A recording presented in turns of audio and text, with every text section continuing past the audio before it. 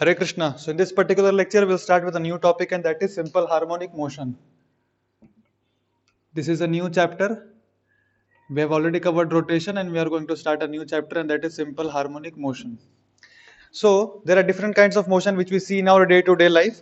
Simple harmonic motion basically is a particular kind of motion. एक था rectilinear motion, circular motion. Simple harmonic motion is to and fro motion, which we'll study slowly. समझ में भी आएगा आपको. So first of all, we'll start with some basic theories. So first will study about periodic motion. Periodic motion क्या होता है, मैं direct example से आपको समझाता हूँ. आपको पता भी होगा काफी कुछ चीज. Periodic motion is, for example, basically a particle is doing uniform circular motion. If a particle is doing uniform circular motion, तो उसका जो मोशन होता है पीरियोडिक बोल सकते हैं हम. क्यों? क्योंकि after a certain time interval of 2 pi by omega it again starts repeating what it had already done. Say for example, particle started from here with a constant v or with a constant omega. So after exactly 2 pi by omega के बाद it will repeat what it had done before 2 pi by omega. So this is the time period. Motion repeating after a certain interval of time, exactly in the same fashion as it previously was. Say for example, there are blades of a fan. If the fan is rotating with a constant omega hanging from a ceiling, so the particle which is present over here, what it does basically, uniform circular motion. So this is also an example of periodic motion. Or say for example that there is a pendulum that is displaced from its mean position, and say for example initial angle is theta naught. So what will it do? Go there, come back, to and fro it will keep on doing. Is the motion periodic or not? Yes, the motion is periodic. At any time t, I can judge what will be the angle theta from the vertical, from the mean line. I can judge kitna theta hoga at some t in all the periodic motion, because it is periodic, it is deterministic, that after some particular time or at a particular time where that position is where the particle is located at, exact what position I can predict, because the periodic motion is deterministic. After some time it repeats itself. उसी तरह से for example there is a hemispherical bowl and there is a block which is kept here. It's a hemispherical bowl and a block is kept over here. This is frictionless surface. So what will happen? If you release it from here, the block will go up to there and again come back. Is the motion periodic or not? Yes, the motion is periodic. So this is a kind of, so these are all are examples of periodic motion. Of all periodic motions, there is a special category of periodic motions which are called oscillatory motion. Of all the periodic motions, there is a special category of, it's a special category of periodic motion which is called oscillatory motion. In oscillatory motion, what happens? Technically speaking, to and fro motion occurs. In oscillatory motion, technically speaking, to and fro motion occurs. Now, in these examples, let us try to see which of these are oscillatory. ध्यान से देखो, ये oscillatory है क्या? क्या to and fro हो रहा है इसमें? नहीं. This is not oscillatory motion. This is periodic but not oscillatory. ये वाला, again, this is not to and fro motion is happening. In this case, yes, it is going to and coming back fro. So to and fro motion is happening. So this is an example of oscillatory motion. ये वाला, this is also an example of oscillatory motion. समझ में आ रहा है? So oscillatory motion is a special category of periodic motion where to and fro motion happens in the body. Now if I ask you, I'm just writing two statements. आपको बताना है true या false. All periodic are oscillatory. True या false है आपको अपने copy में लिख लेना है बस. Second, all oscillatory are periodic. So these are the two statements. You just have to write true or false. So let us focus on the first one. All periodic are oscillatory. Definitely false, because all periodic are not oscillatory. Oscillatory is a special case of periodic. There are other periodic motions which are not oscillatory. So therefore this is false. Obviously, this one, all oscillatory are periodic. These are oscillatory motion. Are they periodic? Yes, they are periodic. But are all oscillatory motion periodic? The answer is no. Why? Because in some oscillatory motions, answer is simple, in some oscillatory motion, there may be loss of energy. In all oscillatory motion, there may be some, in some oscillatory motion, there may be loss of energy. ऐसे motion, they are not periodic. अगर loss of energy होता है, तो they fall in oscillatory, and those oscillations are known as damped oscillations. Damped oscillations, क्योंकि damping है मतलब उसका amplitude धीरे धीरे कम होगा. जैसे फॉर एग्जांपल अगर यहाँ पे मैं फ्रिक्शन लगा दूं ये पोलर सरफेस पे, तो क्या होगा? It will start it's motion from here, थोड़ा सा यहाँ पे आएगा, मैक्स हाइट तक तो नहीं जाएगा, थोड़ा सा पीछे ही रह जाएगा, and then again it will flow come down, again it will come down further, और फाइनली यहाँ पे आके रुक जाएगा. सो यहाँ पे उसका फाइनल रेस्टिंग पोजिशन है. So this kind of motion is called damped oscillations. ठीक है. But are they periodic? No, they are not periodic, because यहाँ पे कुछ पीरियोडिक है नहीं ना।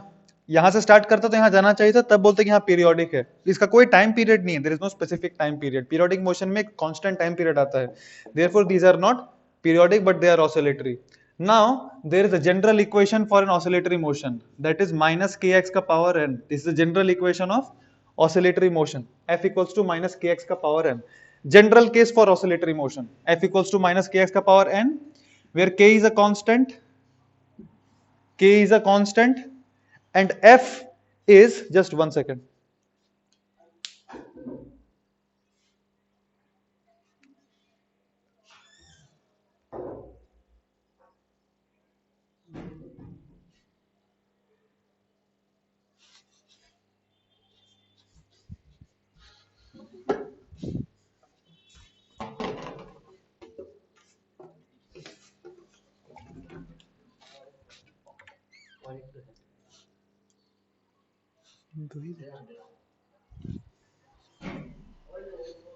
अच्छा यही तो है।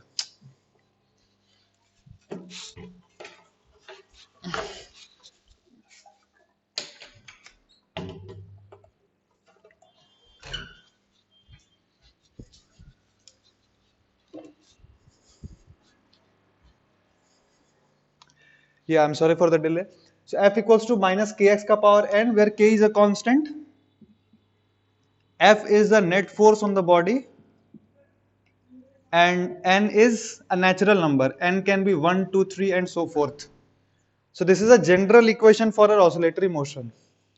Now if I put the value of n as 1, what do I get? F equals to minus kx. I get F equals to minus kx, where what is F? F is the net force on the body. What is K? It is a constant. What that constant is, it depends from situation to situation. मैं बताऊंगा आपको क्या. And what is this x? What is this x? To understand this x, let us first of all go to that equation. Say F equals to minus kx का power n. So if x is 0, what is the value of f? F is 0. If the value of x is 0, the value of f is also 0. What does this mean? This means x becomes the point where the net force on the body becomes 0. I can call it equilibrium point, or I can call it the mean position. I can call this as mean position. What is this mean position? The position where the force becomes 0. That is basically mean position. Now, if I say f equals to minus k x ka power n, where x is something positive. Something positive. What does this mean? x कहां से measure किया गया है? x is measured from the mean position. ऐसा बोल सकते हैं कि नहीं? देख 0 पे फोर्स 0 था और मैं f लिख रहा हूं at some x. What does this mean? X is measured from where? F is a function of x. So from where this x is taken? Is it taken from origin or is it taken from the mean position? It is taken from the mean position. याद रखना. It may or may not be origin. It may or may not be origin. Just remember, for conceptual clarity आपको ये याद रखना है कि जब भी हम f नापते हैं, when I measure this f, when I measure this f, x is to be taken from where? Mean position. X equals to 0 पे mean position आ रहा है मेरा in this particular case. So therefore mean position कहां से लेना, मतलब x कहां से लेना है मेरे को? Suppose for example यहाँ तो यही mean position हो गया. So in this case I'll take x from the mean position only. So conceptually ये mathematically यहाँ पे origin पे ही mean position आ रहा है. कई सारे ऐसे cases होंगे जहां पे origin पे mean position नहीं होगा. So conceptually आपको याद ये रखना है कि x कहां से नापेंगे हम हमेशा? From the mean position, not from the origin or from any other point. हमेशा याद रखना कि x will be from the mean position. ठीक है. Now if we carefully try to see this, f equals to minus kx पे हम वापस आते हैं. So f clear है, net force on the body, k is a constant and x is the distance from the mean position. Mean position कौन सा position है? जहां पे net force on the body becomes 0. ठीक है. x यहाँ पे लिखा क्या? नहीं लिखा, तो यहाँ मैं यहाँ पे लिख रहा हूँ because this x is very important. It's mean position or the position where f net becomes 0. Where f net becomes 0. तो सबसे पहला बात तो हम जब ये इक्वेशन लिखेंगे हमको पता होना चाहिए कि फोर्स 0 है कहां पे, बॉडी इक्विलिब्रियम पे है कहां पे, वो पता होना चाहिए. और उस पोजीशन से बॉडी को जब थोड़ा सा डिस्प्लेस करेंगे, से x, तो ये वो वाला x है, ये वो वाला x है। जैसे फॉर एग्जांपल मैं आपको वो x थोड़ा क्लियर करता हूं, वो कैसा x है आप ये समझिए थोड़ा, वरना आगे अपने को थोड़ा दिक्कत होगा। ध्यान से देखो, बहुत आसान चीज है। Say for example I have kept a spring like this and the spring is at natural length, the spring is at natural length. Is this the mean position? Yes. So if I displace it x in this direction,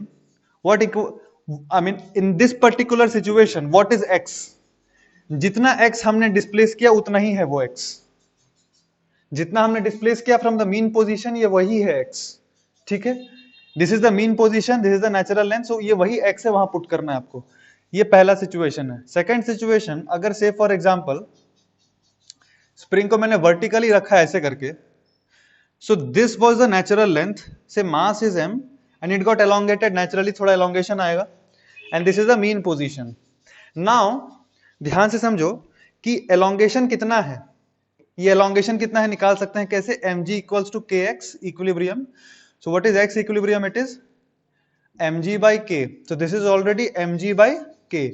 Now अगर मैं यहां से इसको लेकर के गया some length say for example 2 centimetre, मैं इसको मीन पोजीशन से नीचे घसकाया 2 सेंटीमीटर, x के बदले क्या पुट करेंगे, mg by k प्लस 2 या सिर्फ 2 पुट करेंगे?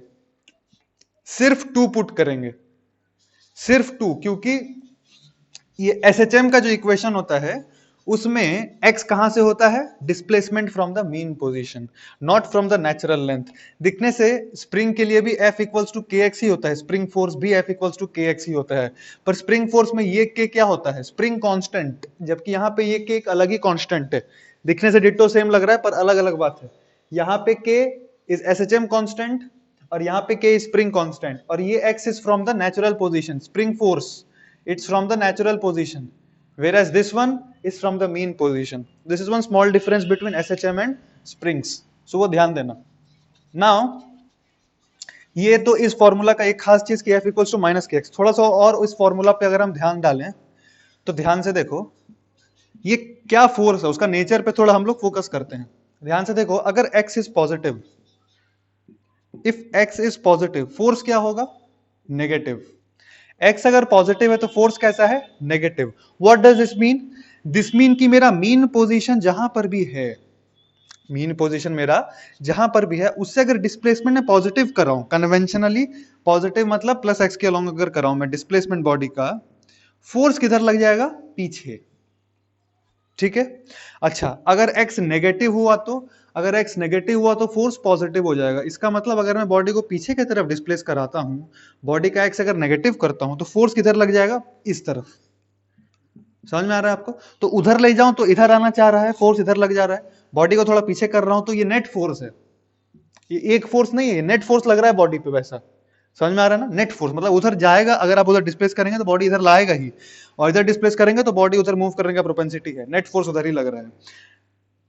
क्या ये इक्विलिब्रियम पोजीशन है? ये तो समझ में आता है अपने को, ये तो समझ में आ रहा है अपने को, ये इक्विलिब्रियम पोजीशन है। अगर मैं इसका नाम दे दूं O, so O is an equilibrium position. तीन तरह के equilibrium we had studied in work पर energy, stable, unstable, neutral. Which kind of equilibrium is this? Which kind of equilibrium is this? Stable equilibrium. We had studied this in work power energy. Three kinds of equilibrium exist. Stable equilibrium मतलब क्या था? Stable है, मतलब अगर आप stable equilibrium से थोड़ा सा राइट घसकाओगे तो वापस उस पॉइंट पे आना चाहेगा, पीछे घसकाएंगे तो भी उस पॉइंट पे आना चाहेगा, इसका वही कंडीशन है। देयरफॉर एसएचएम में जो मीन पोजीशन होता है that is point of stable equilibrium. It's not just equilibrium, it's a point of stable equilibrium. And naturally stable equilibrium का सारा properties will hold good here. So now let us just conclude what all we have studied. F net equals to minus kx. This is equation of what? SHM. Spring वाला जो force रहता है उसमें सिर्फ kx रहता है, minus sign नहीं आता था, यहाँ पे माइनस kx आएगा। x is from always mean position. So जब भी आपको x लिखना रहे तो आपको ये ध्यान में रहना चाहिए कि मीन पोजीशन पहले ढूंढो, मीन पोजीशन पहले ढूंढो, वहां से x निकालेंगे, ठीक है। वो ढूंढना तो हम लोग सीखेंगे जब हम डायनामिक्स पढ़ेंगे आगे चल के, मैं बताऊंगा आपको वो सारा चीज। पर अभी आपको ध्यान रखना है x is from the mean position. Mean position पे फोर्स जीरो होता है, उसको इक्विलिब्रियम पॉइंट बोलते हैं। मतलब जब बॉडी मीन पोजीशन पे रहेगा उस पर कोई फोर्स नहीं लगेगा, वहां से डिस्प्लेस करेंगे जितना, x इधर पुट करेंगे, f का वैल्यू आएगा। और स्टेबल इक्विलिब्रियम पॉइंट है। तो ये basically F equals to minus के एक्स वाला कहानी है। Now entire SHM is divided into two sections, one is kinematics and the other one is dynamics. When we'll kinematics, here we'll learn how to write the equations of SHM, which I'll just teach you in few moments. And dynamics is basically where force will come into the picture, and we'll try to find out the time period and all that stuff. So basically the entire lecture is divided into two parts. Okay? So now let us start with the kinematics. Now I have the equation of SHM is F equals to minus kx, right? Can I write acceleration equals to minus k by m into x? ये थोड़ा fast बस छापते रहना आप लोग और देख के समझ में आएगा आपको. This was the equation. I am writing a equals to minus kx by m. Now पूरा बोर्ड भरूंगा मैं डेरिवेशन से, ध्यान से देखो. I write a equals to minus omega square x. What does this mean? I am taking omega square as k by m. Say, let us say like this.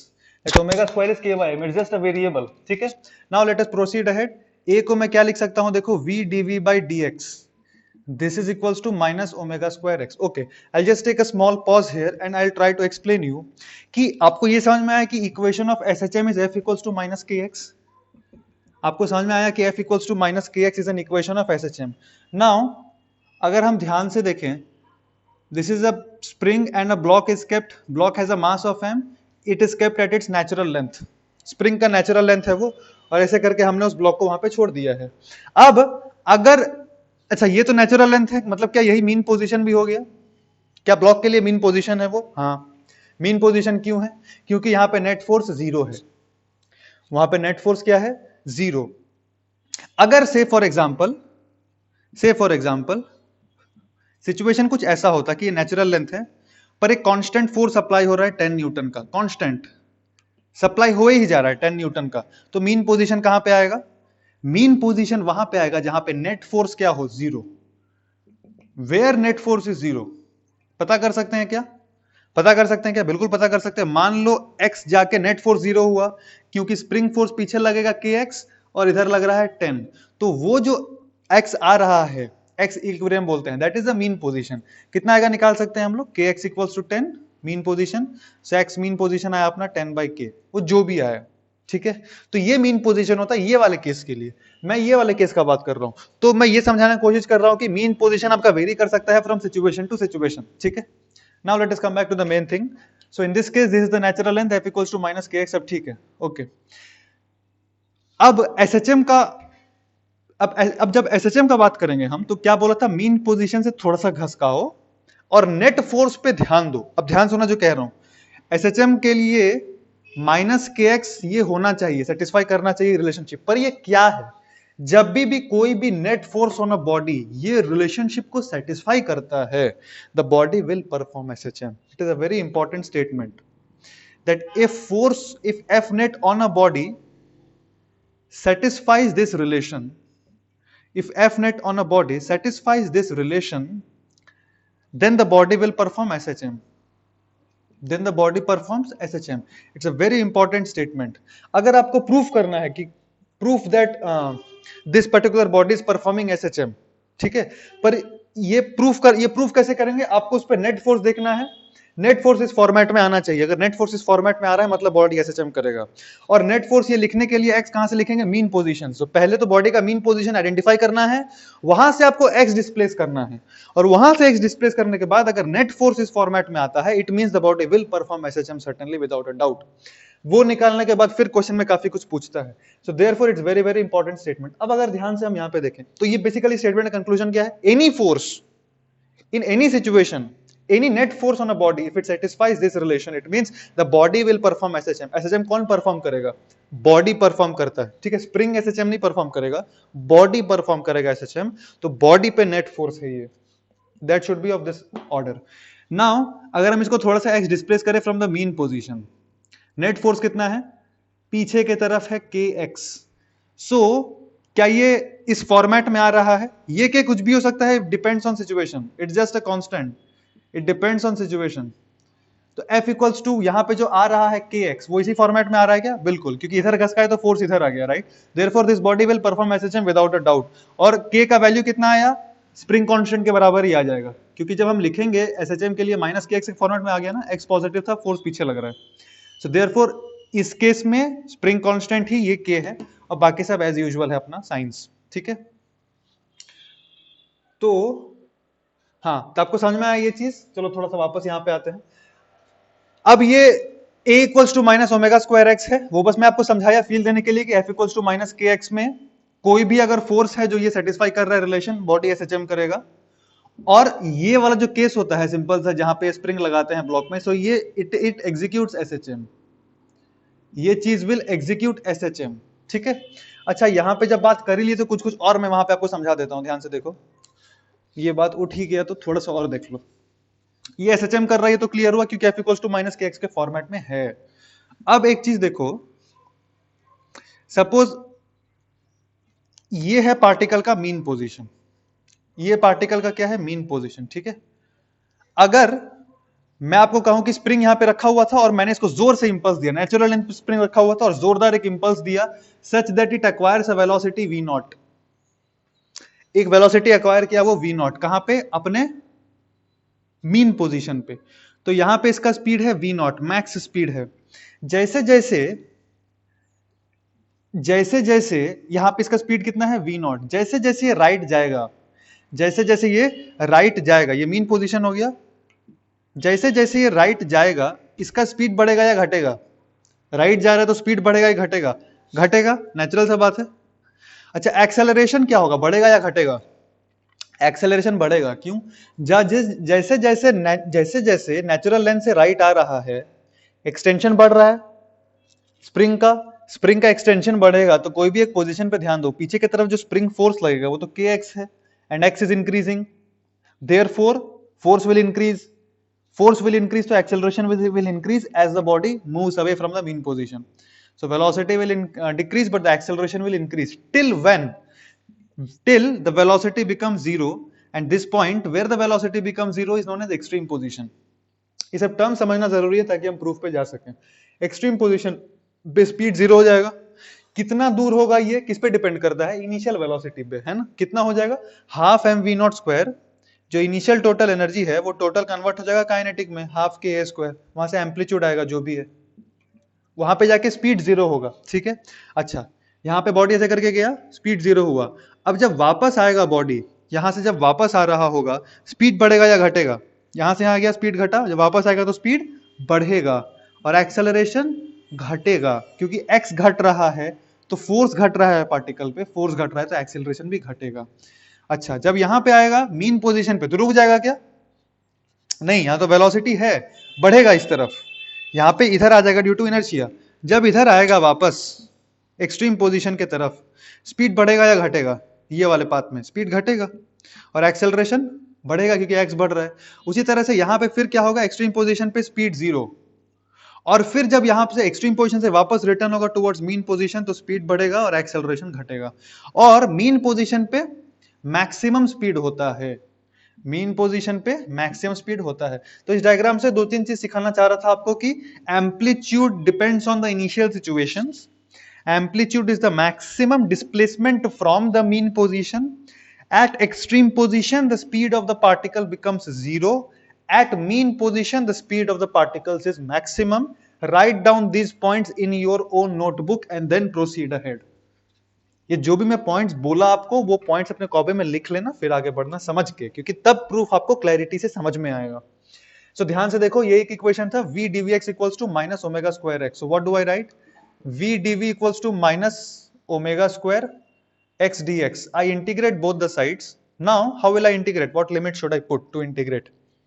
क्या मेरे को किसी एक x पे v पता है, SHM के किसी भी एक पोजीशन पे फ्रॉम द मीन पोजीशन, ये x कहां से है, फ्रॉम द मीन पोजीशन, किसी भी एक x पे क्या मेरे को स्पीड पता है, पता है। जब x एम्पलीट्यूड के बराबर हो जाता है तो स्पीड कितना होता है, zero. So what I will write, when x becomes equal to amplitude, speed becomes zero. And let us say when the displacement is x from the mean position, speed be v. So क्या आ गया, v square by 2 should be equal to minus omega square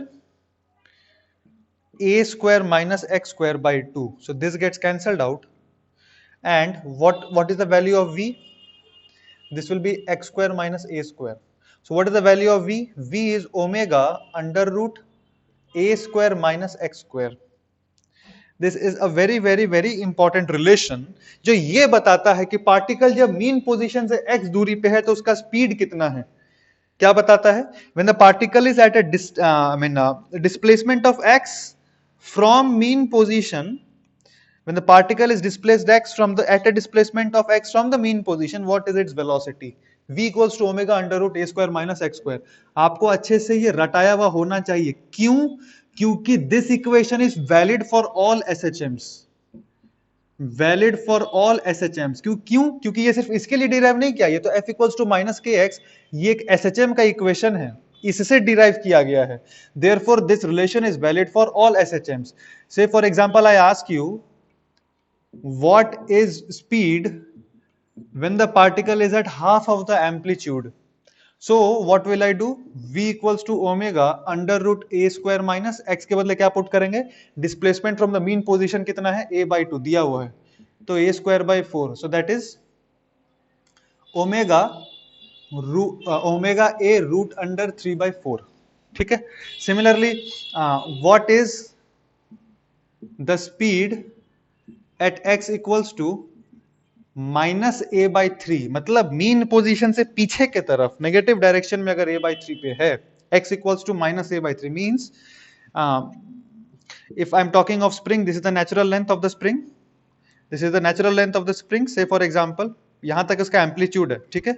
say for example the particle is here minus a by 3, यहां पे speed कितना है बताना है मेरे को, एम्पलीट्यूड पता होना चाहिए, वो पता होगा, इनिशियल कंडीशंस दिया रहेगा, तो v कैसे निकाल लेंगे? Omega under root a square minus x square के बदले क्या लिख देंगे? A square by 9, you will get omega a under root of 8 by 9। So I have got the value of v। So therefore this equation is very important. Why? क्योंकि आपको feeling आना चाहिए कि जैसे ही मेरे को x दिया रहे और मेरे को स्पीड चाहिए in terms of x, where x is from the mean position, I can immediately find out the value of v using this relation, and this relation is valid from till now 11th till the point of 12th। जब भी SHM पढ़ाऊंगा आपको, और कैसा भी SHM रहेगा, चाहे वो इलेक्ट्रिक फील्ड में बात करें, मैग्नेटिक फील्ड में, जैसा भी SHM रहे, हमेशा this relation will hold good। therefore remember this for the rest of your life। Okay, यहां से दो छोटा छोटा कंक्लूजन देख लो जो आपको समझ में आ भी रहा होगा। पहला चीज, if x equals to a, मतलब अगर एम्पलीट्यूड के बराबर है x, तो v का वैल्यू कितना आएगा? x अगर a है तो v का वैल्यू 0, विच इज लॉजिकल। जब एम्पलीट्यूड पे हो जाता है तो स्पीड 0 हो जाता है। सेकंड, v मैक्स का वैल्यू कितना है इज इंपॉर्टेंट। v मैक्स कब होगा? स्पीड मैक्स कब होगा? बताया था, स्पीड मैक्स मीन पोजीशन पे होता है। मीन पोजीशन का मतलब x0, x0 मीन पोजीशन का मतलब x0, x0 तो कितना आ रहा है? Omega a। याद रखना, मैक्सिमम स्पीड इन एसएचएम कितना होता है? Omega A. ये इस इक्वेशन का दो छोटा छोटा कंक्लूजन्स है। नाउ लेट अस प्रोसीड अहेड। आपको याद रहना चाहिए, कई बार ये क्वेश्चन में दिया रहेगा कि वी मैक्स दिया हुआ है, आपको एम्पलीट्यूड निकालना होगा, ओमेगा दिया हुआ रहेगा तो निकाल सकते हैं। Therefore this value is very important, omega A आपके दिमाग में साइड में रहना चाहिए कि मैक्सिमम स्पीड कितना होता है? हमेशा omega a for SHM. Okay, v का डेरिवेशन हो गया, ठीक है। अब आगे बढ़ते हैं। देखो, वी को हम क्या लिख दें? dx by dt equals to omega under root a square minus x square. कुछ कर सकते हैं क्या? देखो, थोड़ा सा रीअरेंज कर लेते हैं। A square minus x square equals to omega dt, दोनों साइड इंटीग्रेट करते हैं। अब इंटीग्रेशन का लिमिट्स क्या डालें ये बताओ। टाइम t इक्वल्स टू 0 पे, मैं कर रहा हूं ध्यान से देखो, टाइम t इक्वल्स टू 0 पे x कितना होगा कह नहीं सकते, वो इनिशियल सिचुएशन पे डिपेंड करता है। वो किस पे डिपेंड करता है? वो इनिशियल सिचुएशन पे डिपेंड करता है। जैसे फॉर एग्जांपल, यहां नहीं, यहां पे करता हूं। देखो, जैसे फॉर एग्जांपल वो 0 हो सकता है, ऐसा नहीं कि वो 0 नहीं हो सकता, और वो 0 नहीं भी हो सकता है। It depends from where I have chosen time 0। जैसे फॉर एग्जांपल मैं यही वाला आपको एसएचएम लेके समझाता हूं। फॉर एग्जांपल यहां पे स्पीड एक इनिशियल इंपल्स से मैंने इसको स्पीड दिया v0, ठीक है। टाइम t इक्वल्स टू 0, मैं यहां से काउंट करना स्टार्ट कर रहा हूं। यहां से इंपल्स दिया, टाइम t इक्वल्स टू 0 पे स्टार्ट हो गया एसएचएम, ऐसे ऐसे। One case. Other case can be that this is the mean position or the natural length of spring for this particular case, but for example वापस आ रहा है, ये इसका एम्पलीट्यूड है, this is the extreme position, और अभी यहां पे है पार्टिकल करंटली, और मैं बोलता हूं यहां पे मैं टाइम t इक्वल्स टू 0 लेना चाहता हूं। I want to take time equals to 0 at that position. So is there any flaw in it? There is absolutely no flaw. It is perfectly all right. I can choose time t equals to 0 here also, no problem. Therefore time t equals to 0 पे let us say that x equals to x0, जो initial situation है question में दिया होगा। Initial situation I know, therefore let us call it x naught only. Let us not make it 0. And at time t equals to x, t पे मैं कहता हूँ x है. Now the integration of this thing dx by root under a square minus x square is sin inverse x by a. This a ये होता है. Limit क्या put करना है from x naught to x, and this is omega t. If you carefully see, this is sin inverse x by a should be equal to omega t plus sin inverse x naught by a. This implies x equals to a sin omega T plus sine inverse x naught by a. ये equation आएगा. तो this is x as a function of time. ठीक है, पर ये equation आपको रटना नहीं है, देयरफॉर मैं ये ब्रैकेट से हटा रहा हूं. आपको रटना ये है कि x क्या आ गया. This is x for an SHM, very important function. x equals to a sine omega T plus phi. Now मैं आपको बता रहा हूं एक एक करके क्या है. x क्या है, डिस्प्लेसमेंट ऑफ, मैं x क्या लिख रहा हूं, डिस्टेंस लिख रहा हूं कि डिस्प्लेसमेंट लिख रहा हूं, डिस्प्लेसमेंट लिख रहा हूं. मतलब प्लस आएगा तो जहां कन्वेंशनली लिए हैं डायरेक्शन, उसके अगर पॉजिटिव डायरेक्शन कन्वेंशन जहां चूज किए हैं उसके अगर डायरेक्शन में तो x पॉजिटिव, उसके ऑपोजिट है तो x negative. So x can be positive और negative. It is displacement not distance. Displacement of particle from what, from where, mean position. Very important. a क्या है, a is the amplitude. Omega याद है क्या था, अगर आपको याद हो तो हमने ओमेगा स्क्वायर को लिया था k by m. Omega square को लिया था k बाई एम, अगर आपको याद हो तो वो ओमेगा को क्या बोलते हैं मैं समझाता हूं आपको. अभी फिलहाल मैं लिख दे रहा हूं. उसको हम कहते हैं angular frequency. Omega is called angular frequency और उसका दो मतलब है. एक तो ये मतलब है कि omega equal to root under k by m. k depends on situation. कैसे आप समझेंगे बाद में. k depends on situation. Situation to situation it will vary. एक एग्जांपल करके दिखा दूं क्या, नहीं बाद में करके दिखाता हूं आपको. Omega equals to k by m. इसका एक और फॉर्मूला आता है, क्योंकि इसको क्या कहते हैं हम लोग, angular frequency. This is 2 pi into F. Angle multiplied कर दिया फ्रीक्वेंसी में, angular frequency. Omega is 2 pi f. ये ओमेगा और सर्कुलर मोशन का ओमेगा, दोनों का फॉर्मूला एक ही आता है. उधर भी अगर आप ओमेगा और फ्रीक्वेंसी का बात करोगे तो ओमेगा 2 पाई एफ ही होता था. कैसे, देखो फटक से. सर्कुलर मोशन में भी शायद मैं बताया होगा कि ओमेगा 2 पाई एफ ही होता है. कैसे, देख लो. t क्या होता है, 2 पाई बाई ओमेगा, और t क्या होता है, 1 by f. 1 by f equal to 2 pi by omega. देख ओमेगा क्या आ गया, 2 पाई एफ. ये सर्कुलर मोशन के लिए. And this is for SHM. SHM के लिए भी डिट्टो वो सारा पैरामीटर्स वैलिड होगा. बस अंतर क्या है, ओमेगा यहां पे एंगुलर फ्रीक्वेंसी के नाम से जाना जाता है. In circular motion what was omega, what was omega, angular velocity. In circular motion it was angular velocity. Here we'll call it angular frequency. That's it.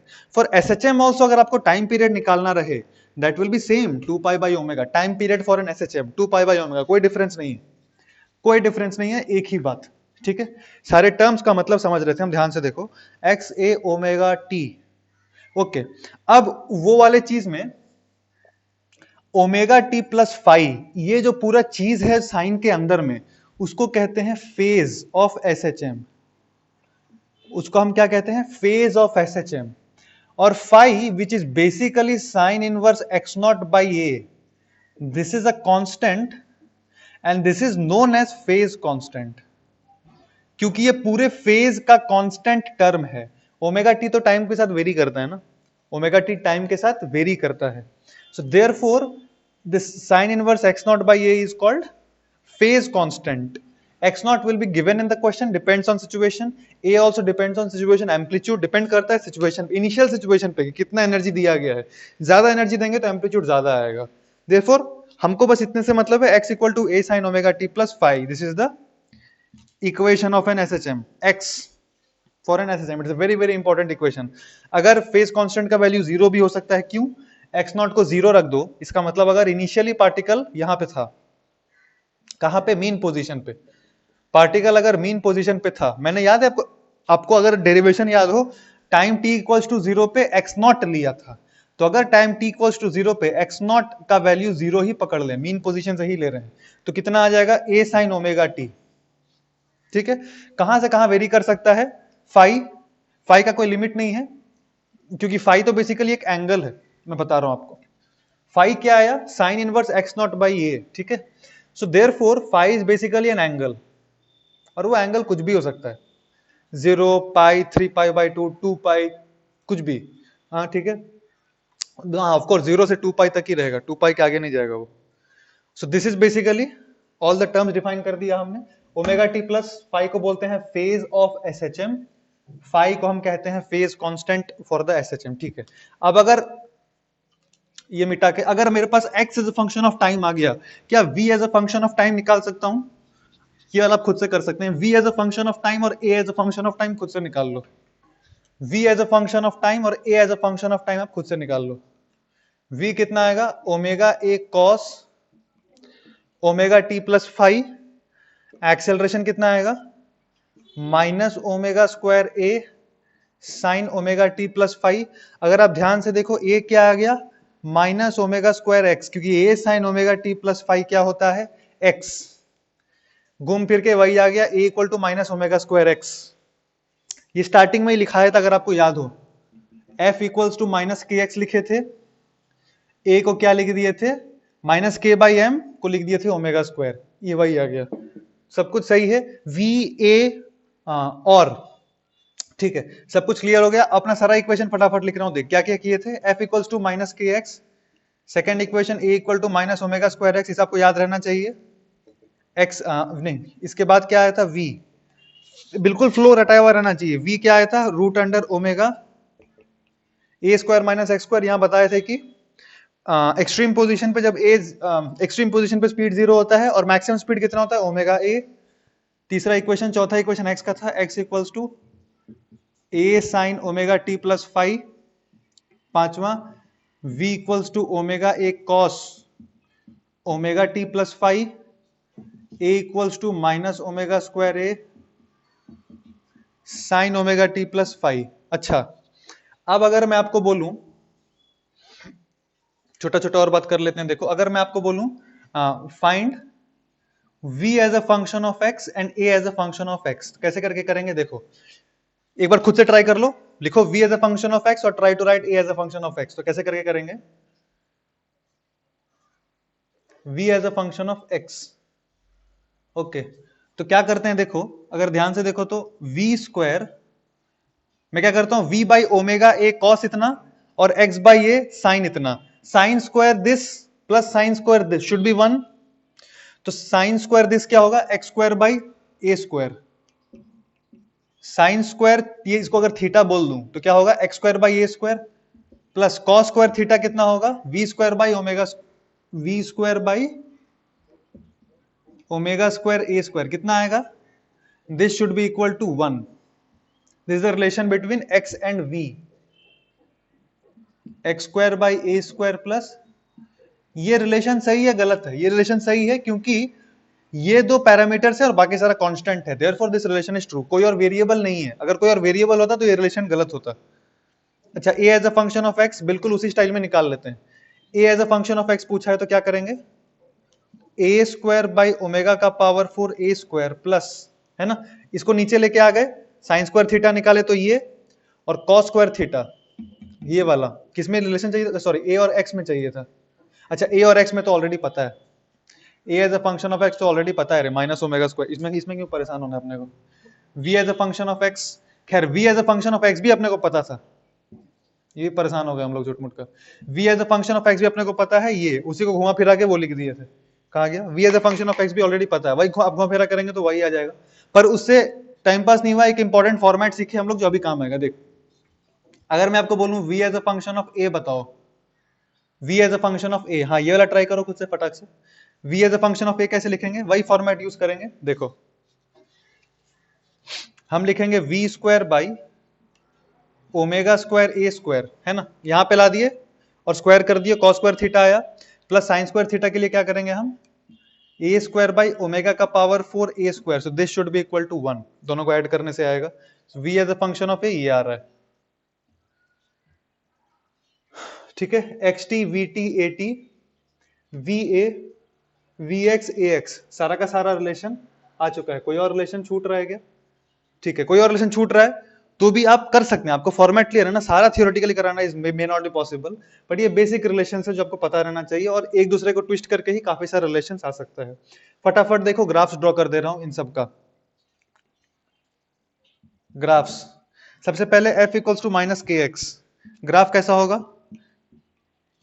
बिल्कुल ऐसा, f इक्वल टू माइनस के x का simple सा graph है। दूसरा a equal to minus omega square X, same format में रहेगा graph. a equals to minus omega square X कैसा ग्राफ रहेगा? यह है a और यह है x, बिल्कुल ऐसा। स्लोप कितना? Minus omega square, minus omega square constant है ना, a और x का ग्राफ है ना, ठीक है, ध्यान देना। तीसरा,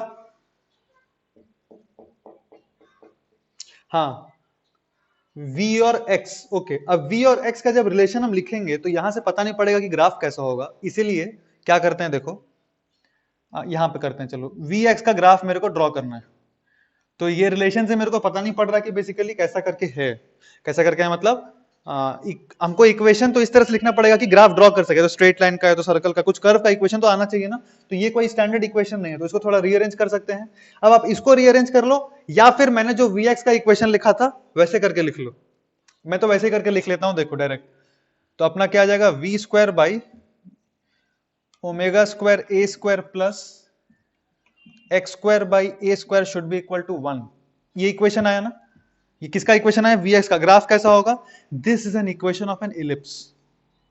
ये किसका इक्वेशन है? इलिप्स का। इलिप्स का इक्वेशन कुछ ऐसा होता है, X square by A square plus Y square by B square equals to 1, और इलिप्स दिखने में कुछ ऐसा होता है, अंडा टाइप का, जहां पे इसको कहते हैं मेजर एक्सिस और इसको कहते हैं माइनर एक्सिस, ठीक है।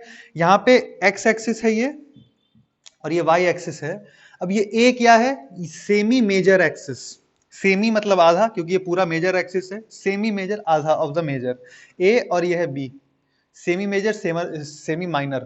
So this is the equation of an ellipse. अगर इस क्या ये इक्वेशन इस फॉर्मेट में फिट हो रहा है? अगर आप ध्यान से देखो, वी एक्स अगर यहां पे मैं लिख दूं y के बदले v, Y square by X square, sorry, X square by A square,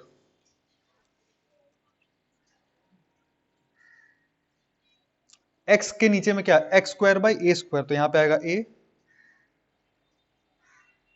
हाँ, और ये है v का मैक्सिमम वैल्यू है ओमेगा ए, और ये अपना x, वी एक्स ग्राफ बन गया। देख, v का मैक्स वैल्यू कितना होता है? Omega A. v के जो नीचे वाला टर्म है y में आएगा v स्क्वायर, आप समझ रहे हैं, X square by A square plus Y square by B square. तो जो y वाला टर्म होता है वो y एक्सिस से प्लॉट करेंगे ना, तो Y square by B square, B कितना है रे? Omega A. तो ये ग्राफ ऐसे करके बनाना है, इलिप्स का इक्वेशन है बेसिकली, ठीक है। आगे बढ़ते हैं, देखो इलिप्स का हो गया अपना, चलो इलिप्स का हो गया, और ये तो मैं मिटा दिया, ये मैं रहने देता हूं, चलो देखो तीसरा हो गया v और x का ग्राफ। चौथा x और t। अब x और t में क्या है? x equals to a sine omega t plus phi. अब फाइव पे डिपेंड करता है कि ग्राफ कैसा बनेगा। Say for example if phi is 0, तो x क्या आ गया? a sine omega t। Graph कैसा बन जाएगा? आपने साइन का ग्राफ पढ़ा होगा, साइन का ग्राफ ऐसे करके होता है, पता नहीं पढ़ा है कि नहीं। और मैक्सिमम एम्पलीट्यूड कितना हो जाएगा? साइन ओमेगा टी मैक्स 1 हो सकता है, तो x का मैक्सिमम वैल्यू प्लस है और माइनस है पीछे की तरफ। तो ये इक्वेशन हो जाएगा कब? जब फाई का वैल्यू क्या हो? 0, ठीक है। अब अगर मैं बोलूं if phi equals to pi by 2, हो सकता है 100%, कोई डाउट का बात नहीं है, पाई बाई 2 होगा तो x का इक्वेशन क्या आगे आ जाएगा? x का इक्वेशन क्या होगा? देख, omega T plus pi by 2, pi by 2 plus theta कितना होता है? Sine pi by 2 plus theta plus cos theta, तो x का वैल्यू क्या आएगा? a cos omega T. देख ग्राफ पलट जाएगा, ग्राफ थोड़ा चेंज हो जाएगा, फिर ग्राफ कैसे हो जाएगा? ऐसे, कॉस का है ना ये इक्वेशन, ये किसका इक्वेशन है? कॉस का, तो ग्राफ ऐसा हो जाएगा। सो बेसिकली ये जो x equals to a sine, ये x equals to a sine omega T plus phi, इसका ग्राफ किस पे डिपेंड करता है? इनिशियल कंडीशन पे। और आप ये भी समझो कि ये सारे एसएचएम के इक्वेशन है, x equal to a sine omega T, x equal to a cos omega T. अगर x इक्वल टू ये बोल दें a sine omega T plus pi, ये भी वैलिड है, फेज कांस्टेंट है पाई, ये कितना आ जाएगा? Minus a sine omega T. Graph कैसा बनेगा? a साइन ओमेगा टी के पीछे माइनस, मतलब इसका मिरर इमेज, ऐसा करके ग्राफ बनेगा। ऐसा करके ग्रे वाला हट जाएगा। मैं जो हटाया डॉटेड लाइन जो कर दिया वो ग्राफ नहीं है, जो सॉलिड लाइन है ये is the real graph of A equal to minus sine omega T, मतलब पाई का अगर फेज डिफरेंस है तो इसका ग्राफ आप समझ पा रहे हैं ना, वेरी करेगा फ्रॉम टाइम टू टाइम। उसी तरह ओमेगा ए cos omega T plus phi का भी वेरी करेगा। बस ये ध्यान रखना है ओमेगा ए के टाइम में जब आप, मैं करके दिखा देता हूँ, एक ग्राफ सिर्फ करके दिखा देता हूँ। देखो v का क्या है, बेसिकली ओमेगा ए cos omega T plus five. So अगर फाई का वैल्यू 0 है तो ओमेगा ए कॉस ओमेगा टी आएगा। कहां से स्टार्ट करेंगे, ओमेगा ए, ऐसे करके ग्राफ होगा। कॉस का नेचर, ये कॉस का ग्राफ होता है। अरे कॉस का ग्राफ पता होगा ना, स्टार्ट यहां से होता है, ऐसा करके एम्पलीट्यूड से ही स्टार्ट होता है, मतलब मैक्स वैल्यू से स्टार्ट होता है। मैक्स वैल्यू कितना है, कॉस इतना का वैल्यू तो हो जाएगा 1 मैक्सिमम। कॉस का वैल्यू मैक्स कितना होता है 1, तो v का मैक्स वैल्यू कितना, ओमेगा ए, और होता भी है तो ओमेगा ए। ये vt ग्राफ हो गया अपना। और ऑफ कोर्स फाई वेरी करेगा तो ग्राफ भी वेरी करेगा, उसमें उसमें तो कोई डाउट नहीं है। Sixth, a equal to minus omega square x ही है basically, a sine omega T plus five x, तो इसका ग्राफ हम ऑलरेडी डिस्कस कर चुके हैं। और सेवेंथ, अगर आप देखो v, इसका v वर्सेस एक्सेलरेशन, ये ए और ये में अंतर है, ये एम्पलीट्यूड है, ये एक्सेलरेशन। वी ए का ग्राफ कैसा होगा,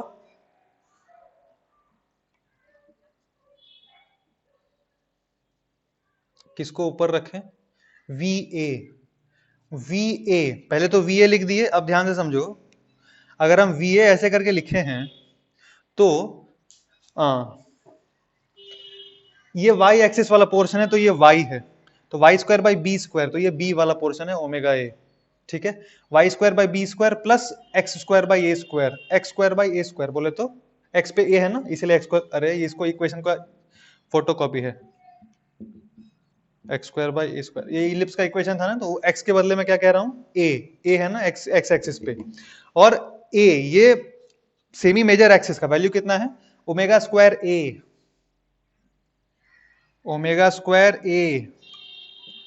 अच्छा, अगर आप ध्यान से समझो, ए का वैल्यू कितना है, माइनस ओमेगा स्क्वायर एक्स होता है कि नहीं, होता है ना, तो मैक्सिमम एक्सेलरेशन कितना आएगा, तुम ही सोच के बताओ, ये तो जेनरिक है for some X, maximum acceleration कितना आएगा जब एक्स का वैल्यू क्या हो जाए, एम्पलीट्यूड के बराबर, that is minus omega square A. Maximum acceleration कितना, ओमेगा स्क्वायर ए, और इसलिए ग्राफ में ए का जो मैक्सिमम वैल्यू आएगा वो आएगा ओमेगा स्क्वायर ए, वी का maximum value omega A, as per the graph, as per the graph ये फिगर सही है। So this is equation of an ellipse, so V A का इक्वेशन ऑफ एन एलिप्स। अब ये रटना नहीं है आपको, ये बेसिकली मैं क्यों समझा रहा हूं, क्योंकि कोई भी रिलेशन पूछे वो ग्राफ कैसे ड्रॉ करना क्लियर होना चाहिए। तो आपको ऑलरेडी पता है straight line, you already know parabola, you already know circle, पता नहीं पता बताया था मैं, X square by Y square equals to A square. थोड़ा और अच्छे से अगर लिखना रहे तो ऐसे लिख सकते हैं, एक्स माइनस एक्स नॉट का square plus Y minus Y minus या एक्स माइनस ए लिख लो, y माइनस बी का स्क्वायर इक्वल्स टू रेडियस का स्क्वायर, जहां पे सेंटर जो है सर्कल का वो a कॉमा बी है। सेंटर क्या है, a कॉमा बी, सेंटर अगर 0,0 हो तो इक्वेशन क्या हो जाएगा, अगर 0,0 हो तो X square plus Y square equal to radius का स्क्वायर इक्वेशन हो जाएगा सर्कल के लिए। और इलिप्स का क्या है equation, for ellipse Y square by B square equals to 1। I hope this things are clear to you. So basically मेरे पास जिंदगी में क्या था, मेरे पास जिंदगी में सिर्फ एक ही रिलेशन था, f इक्वल्स टू माइनस के एक्स का, और वहां से ही ये पूरा का पूरा थ्योरी निकाला गया है। एक ही इक्वेशन से अगर आप देखो फ्लो में चलते गए और ये सारे के सारे इक्वेशंस आ गए, और वो कौन सा रिलेशन था, f इक्वल्स टू माइनस के एक्स का था, ठीक है। अब थोड़ा सा बात करते हैं हम इस चीज पे कि x equals to a sine omega t plus 5 में सारा चीज क्लियर है आप लोग को। x क्या था, displacement from the mean position, a is the amplitude of the body, omega t क्या है, omega is the angular frequency, and that is also 2 pi into frequency, that is also under root k by m. You have to remember these things. Phi is phase constant which will be given to you in the question, or you need to find out as per the question. Basically it's an angle, pi by 3 whatever, it is basically what, it is basically an angle, sine inverse x naught by a, because sine inverse something laga hua, it must give an angle, therefore this is an angle. This is called phase and this is called phase constant. So I hope these things are clear. Now let us go to questions. Yeah, और कुछ बताना बाकी नहीं है. Let us solve some questions quickly. Question बहुत ही simple है. Write down the equation of SHM. Write down the equation of SHM. Given initial conditions, given initial conditions मतलब t equals to 0. Initial condition का मतलब time t equals to 0 पे some conditions will be given to you in the question and you are supposed to do what? Write the equation of SHM. ऐसा मैं आपको 3 question दूंगा. ये question number 1, पहला situation, ये मीन पोजीशन है. At time t equals to 0, particle is located here. This is minus a and this is plus a, and the particle is located at minus 3 by 2 a. Particle is located at minus 3 by 2 a. And moving towards right, plus x axis की तरफ जा रहा है. This is the situation, you have to write the equation of SHM. मैं फिर से बोल रहा हूँ, particle initially time t equals to 0 पे यहाँ पे लोकेटेड है. ये पोजीशन क्या है? Minus root 3 by 2 a. ये मीन पोजीशन है पार्टिकल का. पार्टिकल कैसे मूव करते रहेगा? यहाँ जाएगा, एम्पलीट्यूड तक वापस आएगा, फिर ऐसे जाएगा, like this particle will move. पर ये वाले पॉइंट को t equal to 0 कंसिडर किया गया है. You have to write the equation of SHM. ठीक है, मैं एक बार पूरा बोर्ड भर दे रहा हूँ क्वेश्चन से. पूरा बोर्ड नहीं भरूंगा, कुछ कुछ पोर्शंस बस. ये पहला क्वेश्चन दे रहा हूं. दूसरा क्वेश्चन बिल्कुल इस टाइप का है कि a by 2 पे है particle. This is a, this position is minus a. From a by 2 the particle is coming back at time t equals to 0. Minus इसका जो स्पीड है, ये स्पीड का डायरेक्शन है, ये वेलोसिटी है बोल लो आप. पार्टिकल का वेलोसिटी प्लस x के तरफ है t equals to 0. पार्टिकल का वेलोसिटी माइनस x के तरफ है t equals to 0. दूसरा क्वेश्चन है. ठीक है, बस ये दो क्वेश्चन फिलहाल सॉल्व करना है आपको, ए और बी. चलो देखो पहला solution for the first one. अगर हम ध्यान से देखें, हमको तो इक्वेशन चाहिए एक्स का. एसएचएम का इक्वेशन लिखना है ना. इक्वेशन ऑफ एसएचएम मतलब बेसिकली हमको एक्स का इक्वेशन लिखना है. x equals to a sin omega t plus 5. Basically वही लिखना है हमको. How position varies with time, this is all you are supposed to find out. अच्छा, t को 0 पुट कर देंगे वहां पे, तो x कितना आएगा? Minus root 3 by 2a. तो मैं लिखूंगा minus root 3 by 2a equals to a sine omega T 0 हो जाएगा, बचेगा साइन फाई. इसका मतलब साइन फाई का value minus root 3a by 2, sorry minus root 3 by 2. Clear? अच्छा, साइन फाई का value minus root 3 by 2. Sine phi negative आया. ये first quadrant, second quadrant, third quadrant, fourth quadrant. Sign का value negative कौन कौन से quadrant में आता है? इसमें या फिर इसमें. ठीक, ये निकालना सिखाया था आप लोग को. तो आपको क्या, आप क्या करोगे? पहले तो देखो रूट 3 by 2 पे फोकस करो. रूट 3 by 2 साइन कितना होता है? साइन 60 डिग्री पे होता है, मतलब साइन पाई बाई 3 पे होता है. तो आप ऐसे लिखो पाई बाई 3. यहां पे आया अपना पाई बाई 3. अच्छा, ये क्वाड्रेंट में होता है, मतलब पाई प्लस ये अगर कर दूं मैं, तो ये वाले क्वाड्रेंट में जाएगा थर्ड क्वाड्रेंट में, and this is a valid value. Pi by 3 पे ये होता है ना रूट 3a by 2, और पाई ऐड कर दिया ताकि नेगेटिव आए. ठीक है, दूसरा वैल्यू ये भी हो सकता है. ये तो पहला वैल्यू आया. दूसरा वैल्यू क्या ये भी हो सकता है? Sine pi equals to sine, अगर मैं 2 पाई में से माइनस कर दूं पाई बाई 3, तो ताकि फोर्थ क्वाड्रेंट में रहे. फोर्थ क्वाड्रेंट में भी साइन नेगेटिव होता है, और पाई बाई 3 तो है ही. So therefore sine minus sine 60 degree, minus sine pi by 3 आएगा दोनों केस में. That is minus root 3 by 2. दोनों फाई का दो वैल्यू आ गया. फाई का दो वैल्यू आया. फाई का एक वैल्यू क्या आया? पाई प्लस पाई बाई 3, और फाई का दूसरा वैल्यू आया 2 पाई माइनस पाई बाई 3. दोनों सही है? नहीं, दो में से कोई एक ही सही होता है. कौन सा सही है वो पता करने के लिए हम देखेंगे कि इसका वेलोसिटी का डायरेक्शन इस तरफ है. इसका मतलब x का हम जो भी इक्वेशन लिखेंगे at time t equals to 0 पे, उसके हिसाब से velocity should be positive. Velocity का क्या इक्वेशन होता है? Omega a cos omega t plus phi. At t equals to 0 पे सिर्फ cos फाई बचेगा. ठीक है, v equals to omega a cos phi. At t equals to 0 पे this should be positive. At t equals to 0 पे this should be positive. Omega a always positive होगा, amplitude कभी negative नहीं होता. जब हम यहाँ पे a लिखते हैं, जब आप यहाँ पे a लिखते हो, ये a क्या है? Amplitude, magnitude wise. आप कंफ्यूज नहीं हो ना. यहाँ तो sir minus root 3a by 2 लिख दिए, ये एम्पलीट्यूड नहीं है बाबा, x है. x कैन बी पॉजिटिव और नेगेटिव. यहाँ पे a एम्पलीट्यूड है, always positive. Omega always positive, negative हो ही नहीं सकता कभी. तो ये हमेशा positive. cos phi will be greater than 0 definitely. Okay, अब cos कौन से क्वाड्रेंट में पॉजिटिव रहता है? cos ये वाले क्वाड्रेंट में पॉजिटिव रहता है. तो फोर्थ क्वाड्रेंट वाला वैल्यू कौन सा है? ये वाला. तो फाई कौन सा होगा? ये वाला. तो पूरा का पूरा इक्वेशन क्या आया? x equals to a sine omega t plus, इसका वैल्यू कितना आएगा? 5π/3. This is the answer, this is the complete equation. अगर ये समझ में आया है, सेकंड वाला ट्राई करो, फिर देखो स्क्रीन की तरफ. सेकंड वाला में फिर से हम लिखेंगे x के बदले क्या लिख दें, a/2.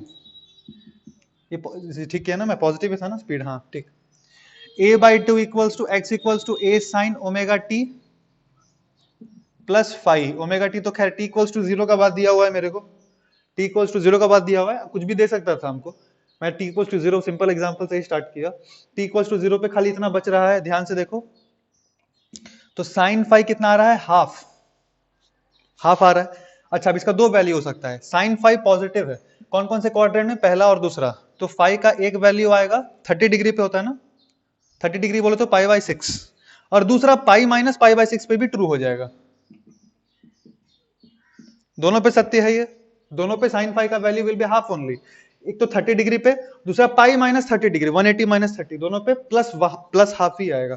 कौन सा वाला is which one we have to take, that we have to check using the at time t equals to 0 पे velocity is negative. If you see time t equals to 0 पे velocity is negative, so my velocity is omega a cos phi when t is 0. पूरा equation तो ये है, and when time is 0 it is cos phi. So cos phi should be negative. Negative कौन से quadrant में होता है, cos second quadrant में, तो सेकंड क्वाड्रेंट वाला वैल्यू लेंगे. therefore the equation will be x equals to a sin omega t plus phi का वैल्यू ये लेंगे, that is 5π/6. ठीक है. Now let us come to another question. Third question में आपको दिया हुआ है, say for example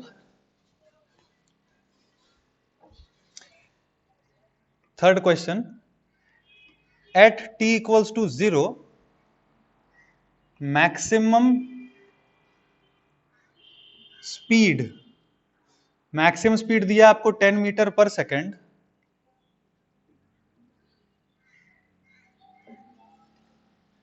and time period is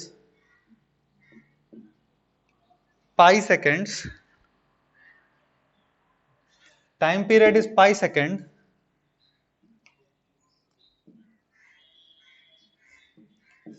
and particle is going in positive direction.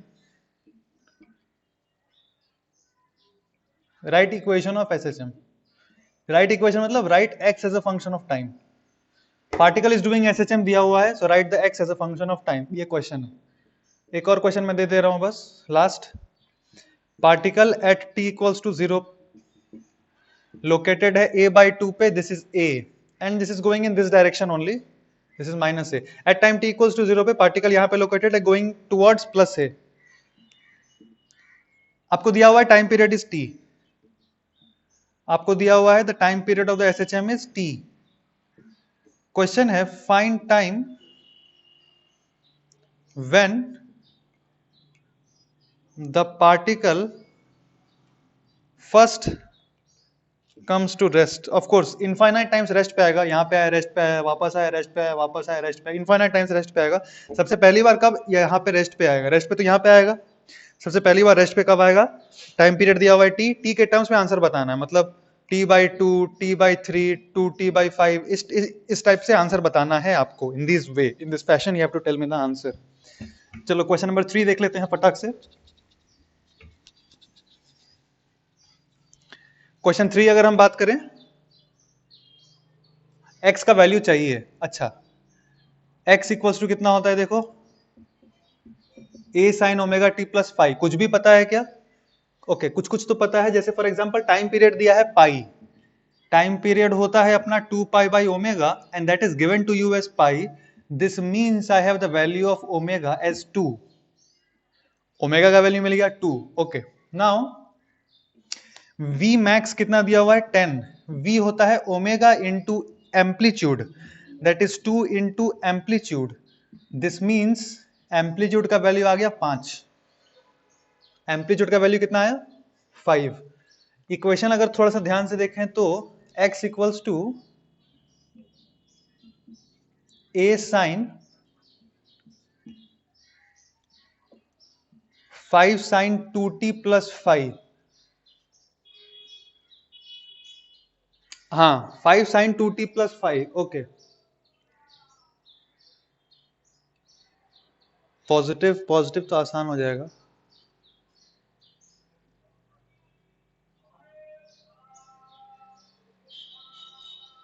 इसको ले लो, particle is going in negative x direction. थोड़ा सा टफ करने के लिए, पॉजिटिव तो आसान ही है, आप कर लेंगे। नेगेटिव वाला मैं करके, particle is going in negative direction. चलो एक्स का ये वैल्यू आया ना, ओके। अब अगर ध्यान से देखो, at x equals to 0 maximum speed दिया है पार्टिकल का, टाइम टी इक्वल्स टू 0 पे मैक्सिमम स्पीड दिया है पार्टिकल का, है ना, सिनारियो दिया है। टाइम टी इक्वल्स टू 0 पे मैक्सिमम स्पीड पार्टिकल का है, इसका मतलब टाइम टी इक्वल्स टू 0 पे पार्टिकल कहां है? मीन पोजीशन पे। टाइम टी इक्वल्स टू 0 पे मैक्सिमम स्पीड दिया है, मतलब particle is at mean position, therefore mean position मतलब x equals to 0, that is 5 sine ये 0 फाई। इसका मतलब फाई का क्या क्या वैल्यू हो सकता है? 0 या फिर पाई, दो वैल्यू होगा फाई का, ध्यान रखना हमेशा। हमेशा 0 से 2 पाई के रेंज में दो वैल्यू आएगा, चेक कर लेना, कभी भूलना नहीं। 0 से 0 और पाई दोनों वैल्यू है, करेक्ट, ओके। अब दोनों में से कौन सा वैल्यू है वो कौन बताएगा? वो पार्टिकल का स्पीड बताएगा। Particle is going in negative direction, तो v क्या होता है? ओमेगा ए कॉस फाई, है ना, ओमेगा ए कॉस फाई। अच्छा, नेगेटिव का मतलब दिस शुड बी नेगेटिव, इसका मतलब फाई का क्या वैल्यू होना चाहिए? पाई, तभी तो कॉस पाई नेगेटिव होगा और v नेगेटिव आएगा। तो इसीलिए जो इक्वेशन ऑफ एसएचएम है वो क्या आएगा? x equals to 5 sine 2t plus phase constant आया पाई। इसको आप चाहे तो ऐसे भी लिख सकते हो, -5 sine 2t x। This is the equation of SHM, ठीक है। ये वाला क्वेश्चन खत्म। लास्ट क्वेश्चन देखो फटाफट। पहली बार पार्टिकल को क्या लाना है? अपने को रेस्ट पे लाना है।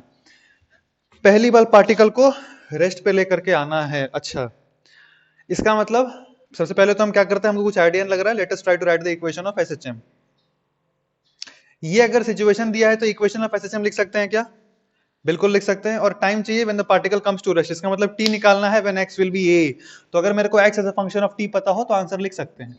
Let us try to find out. x equals to a sin omega t plus phi is general equation. x के बदले क्या पुट करें हम? a/2 will be equal to a sin phi, क्योंकि टाइम t इक्वल्स टू 0 पे बताया है x है a/2, ठीक है। तो यहां से अगर ध्यान से देखो, फाई का क्या वैल्यू आएगा? दो वैल्यू आएगा, 30 डिग्री है तो π/6 या फिर π-π/6। हम कौन सा वाला लेंगे? वो डिपेंड करेगा स्पीड पे। स्पीड पॉजिटिव है, स्पीड पॉजिटिव है मतलब फर्स्ट क्वाड्रेंट वाला कॉस वाले को v equals to omega A cos phi होता है ना, इसका मतलब टाइम t इक्वल्स टू 0 पे स्पीड पॉजिटिव है, तो कॉस फाई पॉजिटिव होना चाहिए। तो कौन सा वैल्यू लेंगे? ये सेकंड क्वाड्रेंट है तो कॉस नेगेटिव हो जाएगा, ये वैल्यू लेंगे। देयरफॉर जो इक्वेशन है वो क्या आएगा? x का x equals to a sin omega t plus π/6। First time the particles come to rest पूछा है, पार्टिकल रेस्ट पे कब आएगा? जब x क्या हो जाए? a। देयरफॉर यहां से अपने को t का वैल्यू निकालना है, जो हम निकाल सकते हैं। ठीक बोल रहा हूं ना मैं?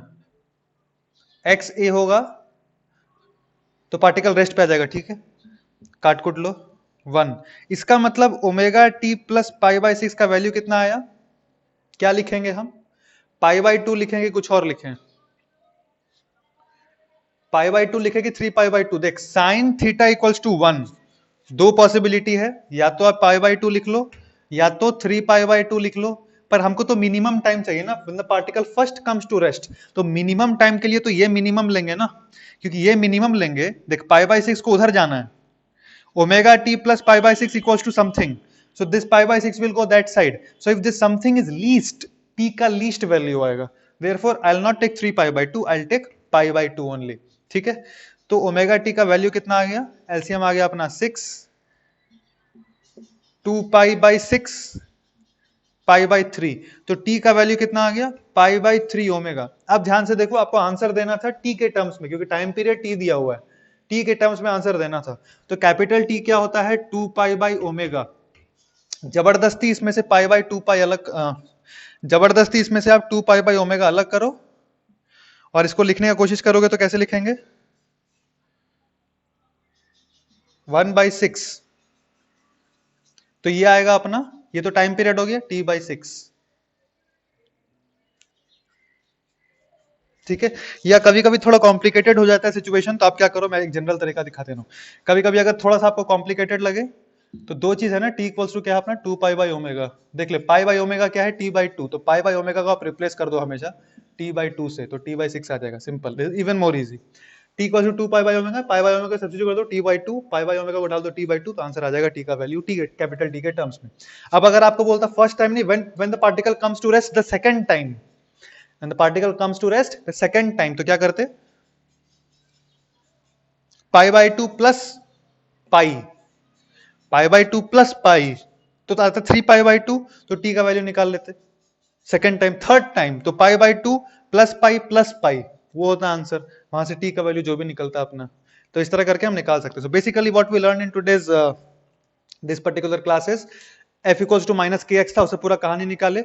बहुत इंपॉर्टेंट चीज ये सीखे, f इक्वल्स टू माइनस के एक्स में जो फोर्स होता है ये क्या होता है, ये टाइम देख लेना तो कितना हो गया, अच्छा 1 घंटा 5 मिनट ही हुआ ना। मैं आपको एक और छोटा सा चीज दिखा ही देता हूं, देखो एक और छोटा सा चीज मैं आपको दिखा देता हूं, देख लो कि जो k का वैल्यू होता है f इक्वल्स टू माइनस के एक्स में, f इक्वल्स टू माइनस के एक्स में जो k का वैल्यू होता है वो डिपेंड करता है फ्रॉम सिचुएशन टू सिचुएशन। कैसे, ध्यान से देखो, f इक्वल्स टू माइनस के एक्स में, ठीक है बाद में बताऊंगा, f इक्वल्स टू माइनस के एक्स में k वेरी करता है फ्रॉम सिचुएशन टू सिचुएशन, अलग अलग सिचुएशन में अलग अलग। जैसे फॉर एग्जांपल स्प्रिंग के केस में तो k वही हो गया जो स्प्रिंग कांस्टेंट था।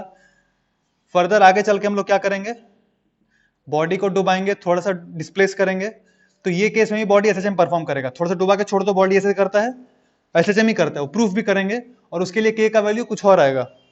एग्जैक्ट मेरे को तो डेटा रटाया हुआ नहीं है, पर कुछ आता है। So therefore that k is different. a equals to minus omega square x सीख लिया, f इक्वल्स टू माइनस के x, x equals to a sin omega t plus 5, v equals to omega cos omega t plus 5, a equals to, like that there are several relations. Graphs आपको याद रखना, graphs is very important. और वो जो एक चीज सिखाया था कि यहां जाएगा तो वेलोसिटी डिक्रीज करेगा, एक्सेलरेशन इंक्रीज करेगा, and this thing is also quite important, वो ध्यान रखना। Finally we learn how to write the equations of SHM, that is extremely important. These all things we have covered in today's class. Thank you very much.